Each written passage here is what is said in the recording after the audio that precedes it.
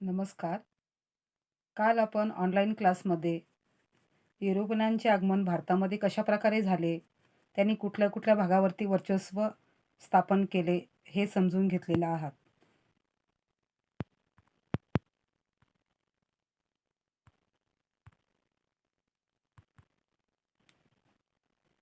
यानंतर आपण Robert Clive याच्याविषयी माहिती मिळवूया.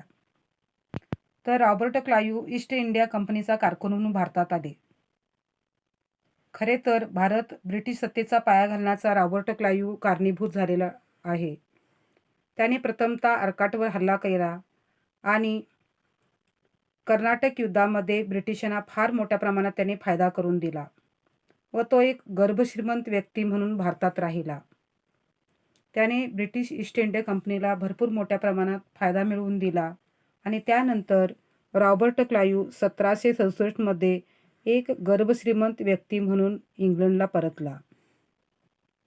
तशाच प्रकारे 1742 मध्ये फ्रेंच वसाहतीचा गव्हर्नर म्हणून डुप्लेची नेमणूक करण्यात आली. त्याने भारतावर वर्चस्व निर्माण करण्यासाठी अनेक स्थानिक राज्यकर्त्याशी करार केले.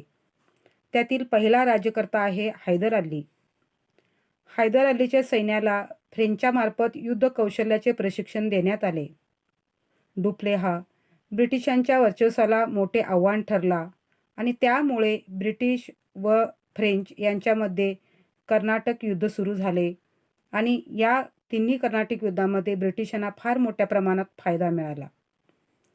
1746च्या मद्रास युद्धात डुप्लेने महत्त्वाची भूमिका बजावली व युद्धात विजय प्राप्त केला.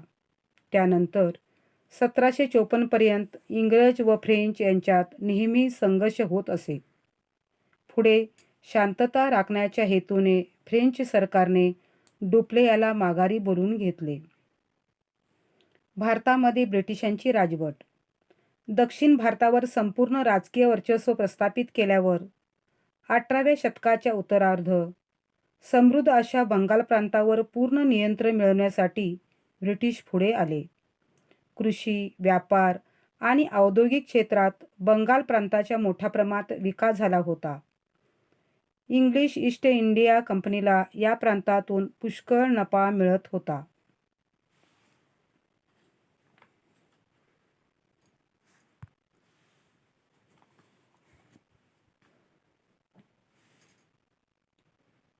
यानंतर नवाब व कंपनी यांच्यात संघर्ष निर्माण झाला. याचा परिणाम म्हणून भारताच्या इतिहासाला कलाटणी देणारी दोन महत्त्वाची युद्धे झाली. ती म्हणजे प्लासीची लढाई आणि बक्सारची लढाई होय. प्लासीची लढाई 1757 मध्ये प्लासीची लढाई झाली. याच्यामध्ये सिराज औदौल्या व ब्रिटिश यांच्यामध्ये 1757 मध्ये इतिहास प्रसिद्ध अशी प्लासीची लढाई झाली. प्लासीच्या लढाईची कारणे: दस्तकाचा गैरवापर, बिना परवाना किल्ल्याची दुरुस्ती, कृष्णरंध्र शोकांतिका ही प्लासीच्या लढाईची मुख्य कारणे आहेत. यानंतर आपण प्लासीच्या लढाईचे परिणाम पाहूया. तर प्लासीची लढाई झाल्यामुळे भारतीयांच्यात एकी नाहीशी झाली. संघटना नव्हती. तसेच त्यावेळचे व्यापारी लोभी वृत्तीचे होते हे दिसून आले. मीर जाफर बंगालचा नवाब बनला. ईस्ट इंडिया कंपनीस बंगालबरोबर व्यापार करण्यासाठी अनियंत्रण अधिकार प्राप्त झाले.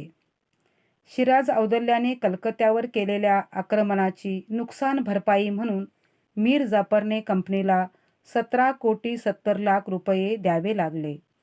अशा प्रकारे फार मोठ्या प्रमाणात प्लासीच्या लढाईचे परिणाम भारतीयांवरती झाले.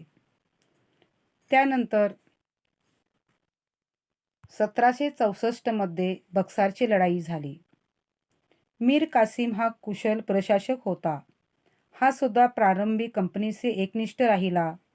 2,00,000 पाऊंड रक्कम व काही प्रदेश त्याने कंपनीला बहाल केले. लवकरच मीर कासिमने स्वतःला स्वतंत्र नवाब म्हणून घोषित केले. दस्तकाच्या गैरवापरास आळा घालून त्याने भारतीय व्यापाऱ्यांना ही करमुक्ती व्यापार करण्याची सवलत दिली. त्यामुळे ब्रिटिशांचे आणि मीर कासिमचे संबंध दिवसेंदिवस बिघडू लागले. ब्रिटिशांनी मीर कासिमला आपल्या हातातील बावणे बनवण्याचा प्रयत्न केला, पण मीर कासिम स्वतंत्र वागण्याचा प्रयत्न करू लागला आणि यामुळे बक्सारच्या लढाईचा प्रसंग उद्भवला आणि 1764 मध्ये बक्सारची लढाई झाली. बक्सारच्या लढाईचे परिणाम. ईस्ट इंडिया कंपनीला बंगालमधील दिवाणी हक्क दुसरा शाह आलमकडून मिळाले. शाह आलमला वार्षिक 26 लाख रुपये घेऊन बंगालवरील सर्व हक्क सोडून द्यावे लागले. अवधचा नवाब सुजा औदौल्ला याला युद्धाची नुकसान भरपाई म्हणून 50 लाख रुपये द्यावे लागले. मीर जाफरचा मृत्यू झाल्यामुळे त्याच्या मुलास मासिक निवृत्ती वेतन दिले आणि बंगालचा पूर्ण कारभार कंपनी पाहू लागली. अशा प्रकारे बक्सारच्या लढाईमुळे बंगाल, बिहार व ओरिसा या प्रांतांची संपूर्ण मालकी ब्रिटिशाकडे आली व औध प्रांतही त्यांच्या अंमलाखाली राहिला.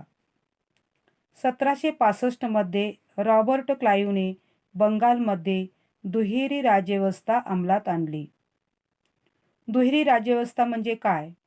तर दुहेरी राज्यव्यवस्था म्हणजे ब्रिटिशांना जमीन महसूल गोळा करण्याचा हक्क देण्यात आला व भारतीयांना न्यायदान, दैनंदिन राजकारभारावर आणि प्रशासकीय कामकाज नवाबाकडे देण्यात आले. यालाच दुहेरी राज्यव्यवस्था असे म्हटले जाते. याप्रमाणे भारतामध्ये प्रथमतः बंगाल या ठिकाणी दुहेरी राज्यव्यवस्था लागू करण्यात आली.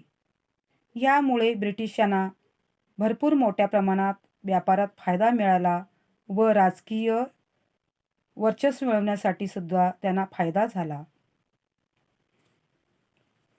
1600 मध्ये ब्रिटिश ईस्ट इंडिया कंपनीची इंग्लंड येथे स्थापना झाली. 1602 मध्ये युनायटेड ईस्ट इंडिया कंपनीची नेदरलँड येथे स्थापना झाली.